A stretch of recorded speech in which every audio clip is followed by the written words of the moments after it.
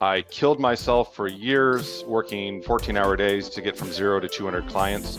And I went from 200 clients to 2,000 clients with significantly less work and energy, which was just mind-blowing.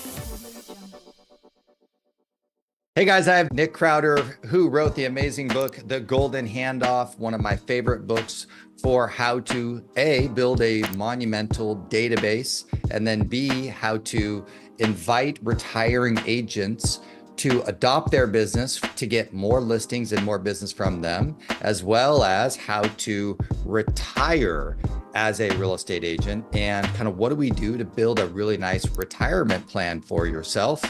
So Nick, I'm super excited to have you on, and I have all my coaching clients on right now as well. So we'll get some answers from questions from them. But Nick, why don't you go ahead and just introduce yourself? What I'm really interested right now is you have written the second edition of the book. You also created a workbook, and then you have maybe a training program. I think we've done the intro of who you are and what you're up to. Why don't we just get up to speed with where you're at with the latest stuff, and then we'll dive into some questions and get to work with these guys. Awesome. Thanks for having me on again. I appreciate it. And you've been a huge supporter of the book. So thank you for introducing a lot of people to it. Before we get started, I think it's important to say I'm a realtor, just like you. So I started in Portland in 2006. I did not write a book based on theory. I adopted 6 businesses into my business. I killed myself for years working 14-hour days to get from 0 to 200 clients. And then I started adopting businesses, and I went from 200 clients to 2,000 clients with significantly less work and energy. And they were all referral clients, which was just mind-blowing. And the reason I wrote The Golden Handoff is because as I started buying businesses, I started asking around, hey, is there any model out there I can follow? Are there any guidelines? Am I doing this right? I'm doing it, it's working, but I don't want to reinvent the wheel. And the resounding answer from the industry was, there is no book like this. We desperately need something like this. We've never had a model or a plan for what to do when you want to retire. Today's episode is sponsored by my favorite virtual assistant hiring company, SkyRocket VA. I've created a great relationship with them, so I'm very proud to offer a sponsorship link for those of you like me who are looking to build their digital marketing team. I currently have 3 virtual assistants, one to help me manage my coaching business and all the admin, and then one video editor, and then one to help me with my digital marketing. If you are looking to build a nice little team, SkyRocket VA is absolutely worthy of your choice. Once you schedule an appointment, the link down below, I will shoot you over an email with all of my resources and the information to the VA Digital Marketing Mastermind that you can come join. So I look forward to connecting with you and helping you build your digital marketing VA team. And the first book was written based on my experience in adopting those businesses and what I learned in the process. The reason why I have the new version, which is right here, I added an entire section of things I learned because I was teaching this all over the country, doing keynotes, presentations, coaching calls, and hearing stories from other realtors on what they were doing with this and how they were using it in their business. And the thing I'm so excited about, and it sounds like a lot of people here, the new version has some information that will be very helpful for you, is the number one reason someone would tell me no when I wanted to buy their business was not that it wasn't a good deal or that it didn't make sense. It was because they wanted to keep working, either because they wanted the money or it was a big, huge part of their identity of who they are. And we see that a lot, especially if you're a managing broker. You've got agents that just never want to quit. I'm going to die with a listing contract in my hand. And if you love the work and it gives you purpose, there's absolutely nothing wrong with that. I would encourage you to do that. And if you are not growing your business, it is in decline. There is no such thing as holding steady. And so if you are in the growth phase, there is nothing you can do that will help you grow faster and by referral than adopting the businesses of agents who are either relocating, like some of the people on this call, or who are phasing out of the business, or who are traditionally retiring. If you are looking at yourself and you're going, gosh, I'm really not doing all the calls and I'm not really doing all the work and my heart's not really in it and I'd love to have more time off, the whole new section on partial handoffs is written exactly for you. And I find myself in that same situation. So I did a traditional golden handoff with my residential business, but with my commercial business, I'm partially managing some other agents. I'm partially doing some of the work myself. And so it's a way for me to stay engaged and still be in the game, but not be making 50 calls a day. And so I'm so excited to share these ideas of what a partial handoff can look like, because it sounds like it's going to be a really good fit for a lot of people on this call. Yeah, that makes a lot of sense. That would be a concern of some of the kind of the, what I would say, some of the better agents, right? Some agents who've done a great job with their legacy, with their brand, with their business, with their database. Yeah. And what I was sharing with all my coaching clients after this last couple of months of training, Nick, I think it relates to what you said, is I said, if you can, if you could tell the story of how you organized your business, how you created a marketing communication event plan with your business, and you can actually materially say, here's how I grew my listings and my referrals. Yeah. And you can actually say it with a little bit of math. I have a database of blank and I grew it from blank to blank. And I have a great marketing communication event plan in which people appreciate, respect, and it's highly profitable. And I took my listings from blank to blank and my referrals from blank to blank.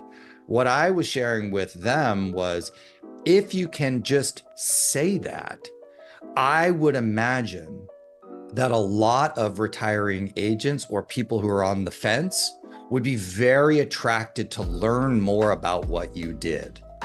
And that means in exactly what you said, which is instead of their business going in a steady decline, now I'm offering an opportunity for them to actually increase their revenue over the next couple of years with what I'm doing. My mission with my clients and all my friends out there is, first, let's get you set up. And then if you're set up, then you're so attractive to these people, right? Because I know for me, just to put the stamp on the point with Tracy, who has a 65 listing a year business that she wants to retire, she is not going to let some rando who doesn't have a good grip over how they manage their CRM, have a good grip on a marketing communication plan, who's not thoughtful in their relationship to how many listings and sales. She's not going to hand over that database to someone who doesn't have this under control at a basic level. Yeah, right? Good. So it's really on for all my agents who want to adopt more businesses. Let's get your stuff organized. And I'd love, Nick, for you today to maybe we could start in on a little bit of this for my retiring agents. Let me give some contacts. What should you be doing to organize your database to have a successful handoff, trade-off, or let someone else run it? What do we need to be doing to retire effectively and have a good income? And then for my people that are leaving marketplaces, going from Chicago to Florida or going from Washington to Utah, what do these guys need to be thinking about in this kind of short window? If I had 1 year to organize my database to be able to increase the value of that retirement, what is that kind of, what do we do there? And then for obviously the people that want to learn how to adopt agents, right? So is that a good place to start, Nick? Yeah, that's really, your database is really the proof that you have a business in real estate, because our business is our relationships. And those relationships are worth a fortune. So I'm glad that you're on this call, because otherwise I feel like I talk to people all the time. Oh yeah, I moved from Washington to Utah and I'm rebuilding my business and maybe I'll refer a couple things out. Your number one job in real estate, if you're active, is to convince everyone you're not retired. And so the second they think you're gone or slowing down or retired, they already know 5 other people. And so the best way to transfer a business is when it's at its peak value. And that's, again, if you're not growing, you're in decline. And so really the time to do it is while you're still in the growth phase. The second best time is as soon as possible. If you haven't been diligent about staying in touch with people, which even when you're really good at this, you're not going to be batting 1,000. And if you're doing great 80% of the time, you're probably beating 95% of your competition. To the agents who are thinking of selling their business or retiring or moving, make sure you have all your clients' information, number one. So names, phone numbers, emails, addresses. If they're an investor, the properties they own, all the addresses of the properties and some descriptions. And if it sounds overwhelming, what I always recommend to people is there are a lot of different tools and technology things and resources that will help you take all of your social media, phone, email, and put it in one spot, and then you can sort through it. And when you do that, focus on the best people, the most strong relationships first. If you can get your top 100, that's going to be 80% of the value is from those top 100. And even if you're doing 60 listings a year, are those people staying in town? Are they moving to new markets? What I found is the gold is really a buyer's agent's database is really the gold standard if I'm buying a business, because those are all future sellers, people that are going to move up. What we found when I sold my residential business is we had a lot of engagement from people in it, but if they had sold and moved out of the market, there just wasn't a need, and they had started to lose touch with people that they could refer. Mm-hmm. And so you have to be thoughtful of, is there an opportunity for you to help these people? Even if the retiring agent helped them buy and sell 5 times, if they've now moved from Chicago to Florida and all their family and friends live in Florida and they have nothing to do with Chicago and they don't go back to Chicago, then that Chicago, those relationships are not going to be as strong with that particular client. Yep. Yeah. So I'm going to stop right there because that's your 2 questions. Number 1, do you have any advice for the group, either in the book or in the workbook, on how to organize and then also how to evaluate the value? There's an entire chapter in the book on the database because it is such an important piece. Mm-hmm. I always advise that a retiring agent and adopting agent actually do what I call a database interview, which is where you go over and you talk about everyone and kind of fill in gaps and notes and make sure you have the current information. It is shocking how much a retiring agent or a selling agent will remember about their clients that isn't in the database, and that's a very valuable time. The way I look at it, by the way, I would love it if all of you guys scheduled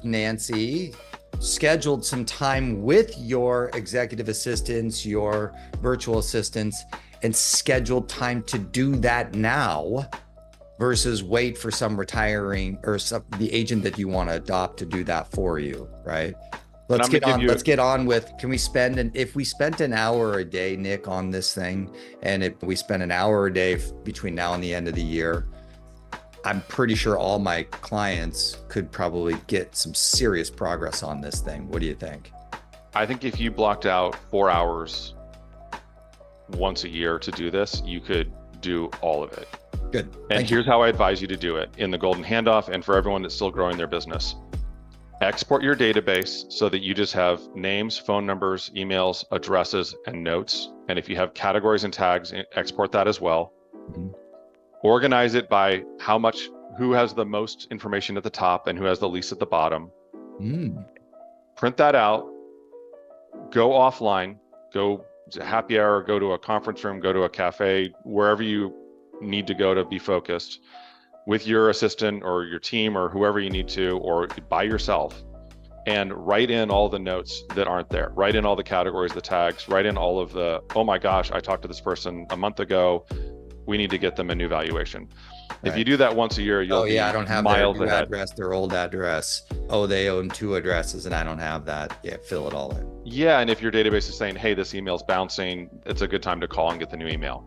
It's crazy because in real estate, I have the same email and phone number I've had for 20 years. I'm never going to change it, but normal people change stuff like that all the time. They move to Florida, they want a Florida phone number, so they change it. I don't know why, but people just still do stuff like that.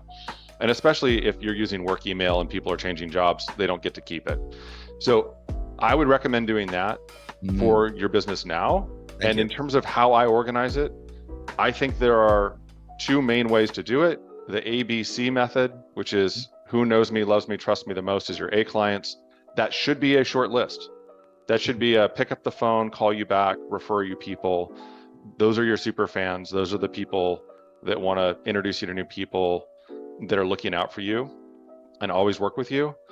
B clients you're engaging with. C clients you don't really know what they want, but they stay in touch. I don't believe in deleting people if you have access to communicate. Just automate that and make that not your time, but either team time or a virtual assistant or ISA or just email and social media. The other thing is a tag. Especially if they are a property owner in your marketplace. 100%. Right. Or someone that said they wanted to buy and then they rented, and who knows, are they going to rent for a year or 2 or 10? That's someone that could be a client in the future. Yes. The other piece is, depending on how messy your business is, and I made mine incredibly messy because we did commercial, development, investment, everything. So we had clients with very different needs in very different markets within the Portland area. So we used a pretty robust tag system. For example, if someone is a seasoned apartment investor, you're not going to invite them to your first-time homebuyer class. And vice versa, you're not going to invite your first-time homebuyer list to your apartment market update luncheon that you're doing for all your investors. And so what I would say this about databases is we have an incredibly high open rate and an incredibly low unsubscribe rate. And that is because I only try to send people stuff that is relevant to them. And I also, this is me personally, but I don't send football schedules or recipes because the New York Times has a better recipe collection than me. ESPN has all the football games on it. I'm the real estate guy. I send real estate information. And that's my opinion. If you've got strong engagement with your people and they love getting that stuff from you, keep doing it. But I think, just to comment on that, I'm in the same camp and my clients know that, but for the general public, I think we really need to establish very clearly and succinctly what is our real estate knowledge value proposition. Like, what real estate information can your clients count on you for? So instead of what's a drip campaign to stay top of mind, what real estate information, what real estate resources, what real estate tools, tips can your clients count on you for? And let's establish a baseline of what that is first before we go to pumpkins, events, and et cetera, et cetera. And let's just get some clarity around that and establish at least a baseline relationship as a real estate professional, right? Can I give you a really easy way to stay relevant as a real estate professional? Read the real estate news. And if you have to pick one thing, just USA Today or CNBC's real estate. Diana Olick's a good writer. They will always do clickbaity real estate news. And that's what your clients see. And they go, oh my God, the market's crashing. Oh my God, interest rates have dropped a ton. Oh my God, interest rates are up so much that no one can buy a house. Oh my gosh, no one's ever moving again. And so if you can comment on those types of articles, and say, hey, you probably saw this article today about how the market is crashing, and here's what's actually happening in Chicago, or here's what's actually happening in Ann Arbor or in Miami, Florida, to stay relevant. Another thing I would say is all of your clients are getting or about to get crazy insurance renewal. And so try to find a good insurance broker if you don't already have one to help people understand if, it's going to double in price, but that's the best deal you're going to get. Or no, we should shop around. Try to find ways to provide real value to your clients in those ways. So whenever something happens, like for me, I got my car insurance renewal and it literally doubled. So guess what? Now I'm talking about that, planning for the future for business taxes, thinking about what can I do with that? I want to talk to CPA about that. So I'm talking to friends about who has the best CPA that knows real estate that can help me as an investor and a broker and a coach. So if you can share those resources with your clients, you want to be the hub of that real estate world. And so the easiest way is read the news, comment on it as how it's relevant to your clients in your market. Correct. Yeah. And I referred to that hub, which you very perfectly eloquent. I named it for my clients. I called it the Home Service Rolodex. Yeah. Are you a home service Rolodex? Can they count on you for a good recommendation, a good referral to your professional vendors, which gives us a reason to do professional networking within our communities, and then to be able to translate that back and share that with others. What's the advice for if the retiring agent is leaving to stay in communication with their previous database? How do you handle that? Yeah, so the easiest thing to do is your adopting agent, schedule probably quarterly to do a Zoom call just like this, a little side-by-side video, and talk about what's going on in the market, share a little bit about what you're doing. Don't be shy about sharing your life and successes and where you've gone, because your clients are all aspiring to do something similar. What I've found is realtors are terrified to let people know they're having a good time and they're not, oh my God, I'm busy, I'm doing a million things. The fact that they took a sailing trip or they went fishing or they spent time with their grandkids, your clients are happy for you. They want that for themselves. They want that for you. What they don't want is for you to never call them when they need something, but that's why the adopting agent is there. And doing a quick little video like this, you don't even need to be in the same state, meaning you could be James in Florida and your adopting agent is in Chicago, and you do whatever it is. For me, I like to talk about the market. So I do videos with my team about what's going on in the market in Portland and what am I up to and what's going on. And we share those with the database. And when I sold my business, it was 800 clients that were residential clients that were adopted. That basically got split up between 4 agents. And so I do 4 videos very quickly. We schedule it so they're all bang. And then my video with Rachel goes to the Rachel clients. My video with Darby goes to the Darby clients. My video with Lauren goes to the Lauren clients. And it reinforces our connection. It reinforces their expertise. It connects them back to me and the new team. And it takes literally 30 minutes, 20 minutes a quarter. And you're on your computer anyway. It's so easy to do. And it's very high touch. So that is probably the best thing you could do in the least amount of time. If you have time to stay in touch with your top people, maybe doing a call or flying back for an event once or twice a year. It depends on what you've done to stay engaged with your clients and provide value. Yeah. And also how much revenue it's being generated. It's highly profitable still. So then yes, use some of the profit and don't spend it on stupid stuff, as Tom would say, and invest back into those great people. So that, yes, great call. Any other questions from you guys? If not, Nick, where else should we take this? That database conversation was brilliant. Where else should we take this for these guys that we haven't discussed? Unless, Dean, did you raise your hand? I didn't notice. Yeah, Dean, go ahead and unmute yourself. Dean from Whistler. Hey guys, my son is looking to get into the business with me, and I'm looking to slow down. What's a good procedure for making that happen? We're a couple of years away from doing that, but I'd like to hand off to my son. Dean, the partial handoff, the thing that fits perfect for you is called a train out. And that's where you bring in someone to teach them your expertise and knowledge, and you get to kind of mold them. It can be difficult with family depending on the family relationship. So I think it's just treat it like you would as if they weren't family. So set expectations of, here are the milestones of what you need to learn how to do. Here's the milestones on you being able to work with a buyer, do a buyer consultation, work with a listing presentation, get a listing, market, sell it, get it through all the stages of getting it from signed contract to closing. And here's the expectation of client contact and lead generation.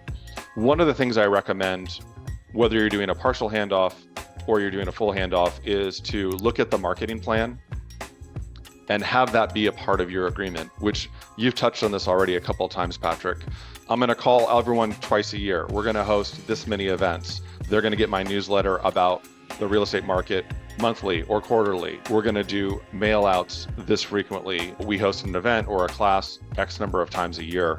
For me, phone calls have been really foundational to my success. And so it was really critical that the adopting team would continue to do that. And also the reason why it's 4 agents is because you can't take someone who's highly successful, who already has 300 or 400 clients they're staying in touch with, and add 800 and say, just go ahead and triple your call volume over the next year. You could ask that, but it's really difficult for someone to be successful in that. And so it really comes down to, for you, Dean, can you get your child up to speed to the level? And again, they're not going to be where you're at, but where they're less reliant on you, and you can be a chairman of the board and do high level training, coaching, and then just have them basically report, I made this many calls, I set this many appointments, here's what's going on in our market. Because one of the things I think a lot of people are seeing, and I'm seeing this too, that 800 person client list should be more productive, and it's not, but it's because our market is delivering 40% of the sales it used to. 2024 is one of the slowest years for sales. 2023 is number 2, and then you have to go back to, I think, 1995 to find this slow of a sales cycle. So being realistic about how many units they'll be able to do is maybe look at Dean like someone that was on par with you and see, a competitor in your market and go, are they still doing the same amount? Are they growing? Are they shrinking? Because sometimes there are definite headwinds and you can fight through them And I think one of the best ways to fight through a big headwind of low sales is if you have 200 clients and you can adopt a business that has 200 clients, guess what? Now you're maintaining your business. So double the people, half the results. But if you double the people and get half the results, you're getting the same results you would have if you hadn't adopted that client list. Correct. I have one question on this topic. And Dean, let me know if this is relevant to you, which is, I know it's relevant to the bishops, which is, how do they structure the pay of that? Like, how does he, so I met Dean's son, total awesome guy. Dean's a really great agent. How does that finance work? And maybe we could talk a little bit about that also in the context of the adopting agent finance. And also with me, I don't necessarily want to, or I probably can't move right out of the business. I still need the income, but I really enjoy sellers. So I want to phase out of buyers and move him up through things. Yeah. So I think for you, here's a script I use when I'm talking to someone like you, if I'm an adopting agent. Dean, you've worked really hard at this for a long time. You've been incredibly successful, and you deserve to work on the stuff you love with the people you love when you want to do it. So does that sound exciting to you, to be able to work on just listings and just the season you want? Let me help all the other people that you don't want to work with, all the buyers, all the further away people, all the non-referrals, all of the lower price point. I'll take all of that and make sure that I'm fully engaged and excited and working with those people, so you can focus on the people you're most excited about working with. That agreement is the framework of a partial handoff. That's good. And the way that the finances work is, however you're going to structure your partnership agreement or however you structure your team agreement, that's how it works when you're working together. And then you set up a more traditional Golden Handoff referral model where now your son's responsible for all the expenses, all the marketing, but you have the opportunity to train them and get them up to speed and set the expectation and do a couple things. Because like for Patrick, it wasn't fair that you were promised this business. And if you showed up and did all of the work you were asked to do, and you hit the milestones and you built your skill set and you built your knowledge to be able to take over, and then you weren't given that opportunity, that's very disappointing. And the result is you leave.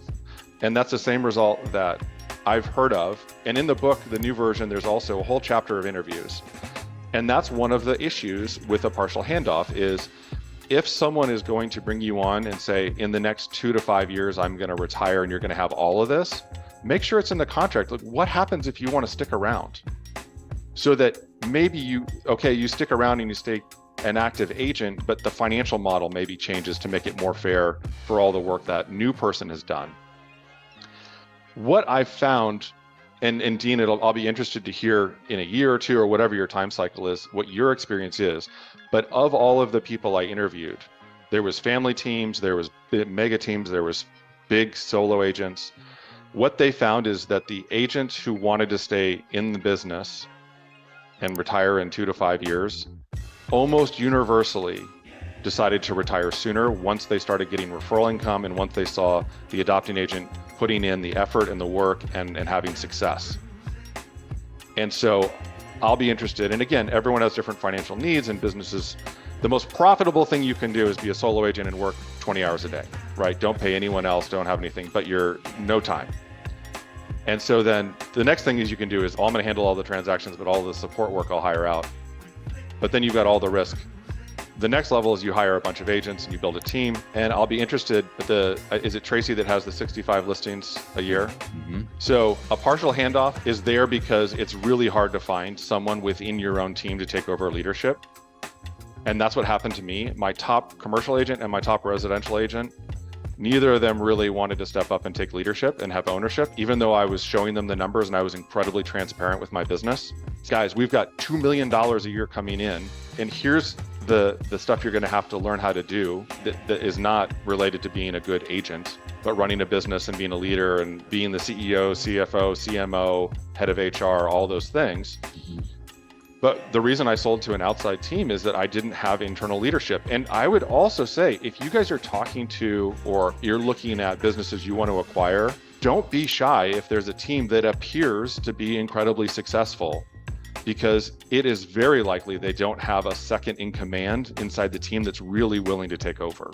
And I'm assuming, Tracy, that's the situation you find yourself in if you're thinking of doing this, because otherwise you can use this same model to structure and build a team and to phase out of it. And I started out at KW. They have a pretty good 7-level system.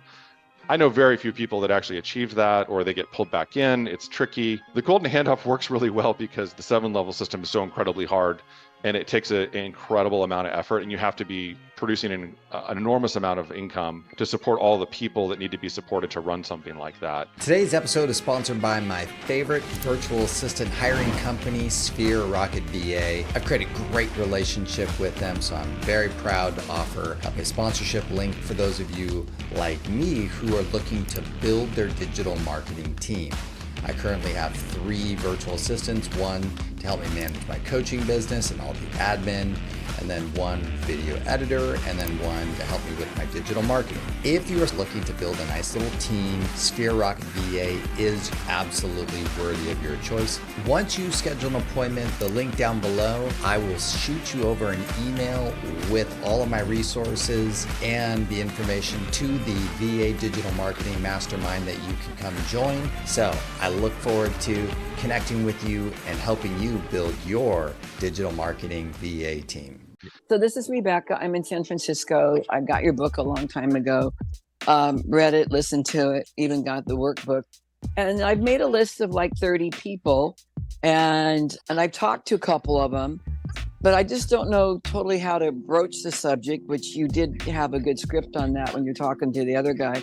But what's the next step? So are you asking what's the script kind of marketing plan to get those 30 people into an appointment with you?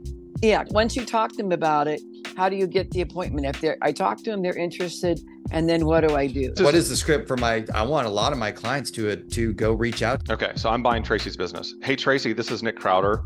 I just want to I've really enjoyed watching your career, and I admire everything you've been able to do. And I'm curious, what are your plans when you're your business when you're done selling? Obviously, I would love to be able to continue maybe with some of my clients, but not all of them. I would really rather give up some of the buyer stuff and some of the non-referral business, some of the stranger business. And if there was a way to do that, keep me still engaged with my top level people, that would be something that would be interesting to me, because I would love to take some time off. Awesome. I mean, you've certainly earned it. You've had an amazing career. You know, how excited do you think you'd be if you could wake up every day and only work with the people you really want to work with? Very excited. I'd love to meet with you because I have a solution. I'm growing my business. I still want to work 7 days a week, and I've got a lot to prove still. And the stuff that you're not excited about, I'm really excited about. I would love to help those first-time buyers. I would love to take a chance on the strangers and the non-referrals. I'm not afraid to work on lower price point properties because I'm trying to really grow my business.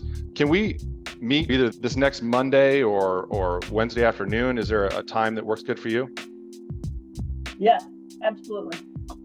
And I was on this call with my coach, Patrick Ferry. He's helped me a ton in my business. And he's told me about this book, The Golden Handoff, and I was on a call with the author today.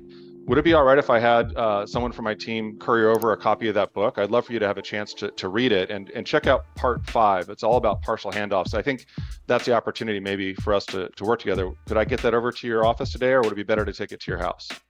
No, you can send it to my office today. That'd be fantastic. Awesome. I'll see you next Wednesday, and hopefully this weekend you have some time to look over that. And I'm excited to meet with you and talk about if it's a good fit for us to work together. All right. Now, Nick, I really am planning on having you come do this. Exactly. Let's keep going. Let's go from here. Yeah. I get to have that in the background. I'm a solo agent. I've always been a solo agent. I have an assistant, part-time assistant.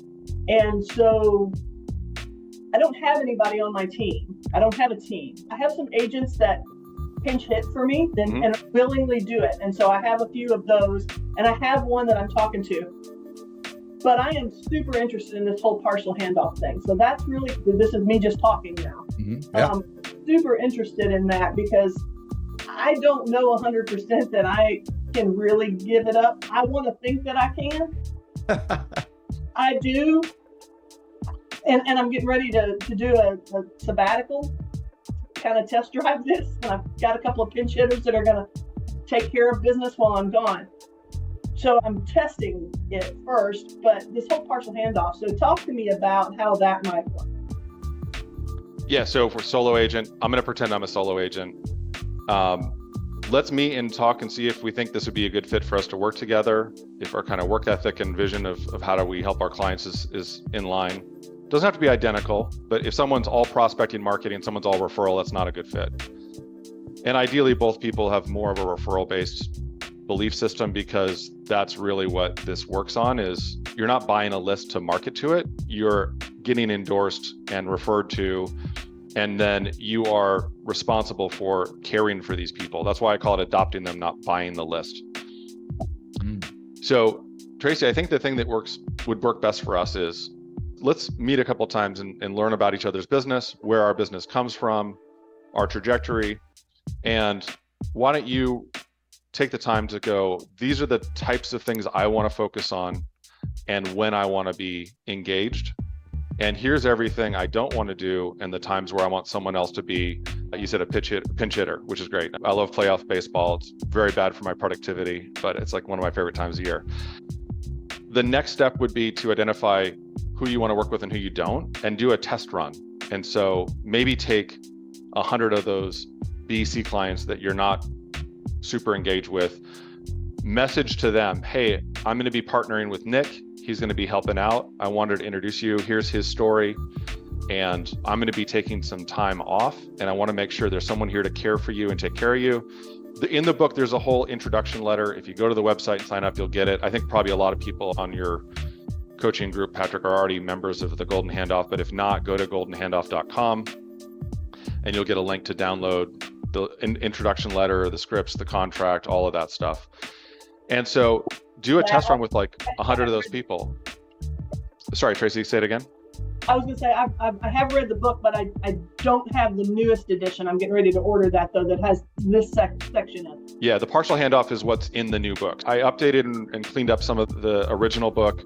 The entire original book's still there. There's a whole new section with partial handoffs and then interviews with a bunch of different people and their advice of what they learned in doing it, which was great because I didn't want it just to be my experience. The original book was all my experience, and so I was very intentional about trying to get other perspectives and advice and ideas for the new version. Yeah, so if I hear what you just said too, I was just thinking about this. You based that next step was for Rebecca's point, which is what are the 10 things that you still want to do? And then what do you think of the kind of what's this excess? Really materialize that. Make sure that we are aligned on values in the way that we connect and communicate and the way that we treat our customers. And I actually really am very appreciative of what you just said regarding the adopting agent statement. That was really good because it's not like I want to buy your business to market to it. I want to adopt your clients and establish a working relationship with them. And the way that I say it is to earn the opportunity to be their realtor. I want to earn that, even though that there's a relationship already established, but it's like a constant and never ending, not an assumed. Right. So that was really brilliant. Good. What else, guys? And then, last thing too is the scripting and the contract resources. To me, that this kind of math equation. So maybe we can use Tracy as an example. Like, how does this math work, Nick? Is there any kind of advice like, okay, if Tracy's trying to forecast like what the income is, right, in this, and then if if I remember correctly in the book, there was like a 5-year turnover. It's 25%, 75, 35, 60, Yeah. It's just like high, low. Can you just put that on a stamp and then also talk a little bit about the forecasting, right, and how these guys should be thinking about that? Yeah, I'm going to share a resource to figure out that economic model. And then I'm going to just address Rebecca's question again, real quickly, that help you take the next step. So at goldenhandoff.com, there's a calculator I built that uses the model in the book. Oh, nice. That's right. So that's the traditional model of someone getting completely out. The original deal is a 3-year deal where it goes 30% referral, 30, 20, 10. So it averages out at 20. And then after that, the adopting agent owns it. The reason is at the beginning, the success comes from the retiring agent's work. And at the end, the success comes from the adopting agent's work and maintaining those relationships. With a partial handoff, it's different. So what I'd recommend, Tracy, is if you're going to partner with someone, you already have a model of your pinch hitters. You already have the messaging of how you introduce them. And all of us have the messaging of how we introduce someone we're referring. And we know the expectations of when we're referring a client. The difference is we're referring a lot of clients. And so how the economic model works, I don't tell you how to do it on partial handoffs because I don't know if you're a solo agent like Tracy or if you have a big team. So I would say your partnership model or your team model is how you do things while you're working together. And how you share the profit, to me, is based on how you're sharing the risk and expenses. So Tracy, if you're handling still all the marketing, all of the expenses, everything, same with you, Dean, then you deserve to get more of the commission to cover those costs and risks and expenses. If you're expecting them to be a true partner and you're like, okay, I spend $10,000 a month and we're going to split that 50-50, then you need to figure out how to split the profit 50-50. And for Tracy, it could be as simple as I'm going to keep the listings and you get all the buyers and then you handle the listings when I'm out of town. And so you just figure out a way to make that work. And I've done that where I leave town and, hey, this deal's almost done, so I'll give you 10%, or I just listed it, we haven't even sold it, so let's do more of a 50-50 on this. So again, it has to be fair. And to me, it's based on who's taking the risk and who's paying the expenses. And that's how you divvy up the risk. Rebecca, for you, if you've got 30 people you've talked to, I imagine that you can group them. No, I have a list of 30. I've only talked to maybe 3 or 4 of them. So I'm just trying to figure out how to go down the list and talk to people and just start the process. I would say then this afternoon, you're in San Francisco, so you're the same time zone as me. I would call those people and use the script that I just gave you. I was just on this amazing coaching call. It reminded me that I've been meaning to call you. I really admire your business, and I'm curious, what are your plans with your business when you're done selling? And I'm going to tell you, Rebecca, get ready for this. Out of that 30 people, 15 of them are going to raise their hand and go, oh my God, I'm so glad you called. I've been trying to get out of this business for years and I have no idea what to do. And some of them have already moved. That's what's crazy. Some people have already moved. Like they moved to Vegas or Southern California. It's crazy. And they just left their business. I don't know. That's exactly what they did. That's what 99% of people do. But I'm going to tell you something even crazier. On that point, is there a way for us, Nick, because that brings up an interesting observation for me is, how the heck do I find out if someone did move? And then is there any way to like investigate, like almost like build a prospecting list? Like Rebecca already identified 30, but like for the rest of us, can we create a prospecting list? And is there any advice around that on how to find a prospecting list? Obviously the calculator, we're going to go to the website and we're going to get the calculator, but so yes, number one, tell your managing broker, team leader, whatever they call it, that, hey, I'm interested in growing my business, or I'm thinking of doing a partial handoff or selling my business and moving. And can you help me connect with people that you think either would be good adopting agents, or who do you know that's been telling you they're going to leave or is already leaving and I didn't know, or even already left. Yeah. And because, they don't need to keep a license in your state, they need to keep a license in a state. And a lot of people might just maintain it if you can show them that, hey, I can help send you $3,000 a month or $5,000 a month or $10,000 a month, depending, Rebecca, your market, obviously high average price point. And you've got a good list because you already have people in your list that have already left. So I would hope that would encourage you to just make that your priority over the next week, is to touch base with all 30 of them. Is there a way, you're making me think for a second, Nick, is there a way for us to find like these retiring agents who let their license go? The local do you know what I mean? chapter and the real estate agencies typically don't release a list of who didn't renew. They just have a list of. What about the broker matrix thing or whatever the heck that is? You know what I'm talking about?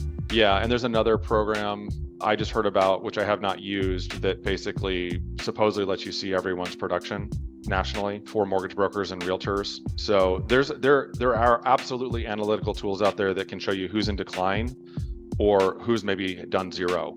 And that would be someone that's out of the business. Yeah, they've been in the business for 20, 30 years. Their total production is X. And then my thing is like a lot of people just stopped renewing their license. That's a pretty, like in terms of a trigger, that's the no-brainer trigger of the century.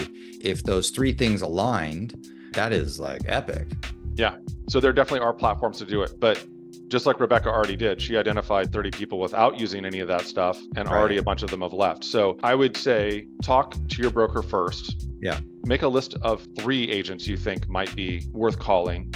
call them and use that script. Try to, I bet you'll set an appointment. People love free lunch, so don't be shy. And if you then build a system and model, like we have some people that this is now 40% of their business is from just buying businesses from retiring agents, and they continue stacking them and they're growing like I did, then you can start to look at analytical tools. But I had more opportunities to buy businesses than I had team members to service them. That was the limiting factor for me at the end of the day. We got up to 12 people. We were doing 120 transactions a year, close to 80, 90 million in sales. And I could have doubled that if I had more agents. Yeah, I one just thing. couldn't hire and train enough people. Yeah. When I was in my like super growth mode, I talk about how to find retiring agents and the people at your brokerage are where you want to start. And if you have success with that and you're running out of opportunity to buy businesses, absolutely use analytical tools and start reaching out to people. Nick, that was awesome. Thank you so much. This was really great. We got to get the new book. And then also, I really want people to go to get those resources on your website, right? Because that's the key, the contract and some of the scripting. And so they can look at that with the calculator, right? Yep. Cool. Awesome. Nick, thank you so much. And then catch up with the rest of you guys.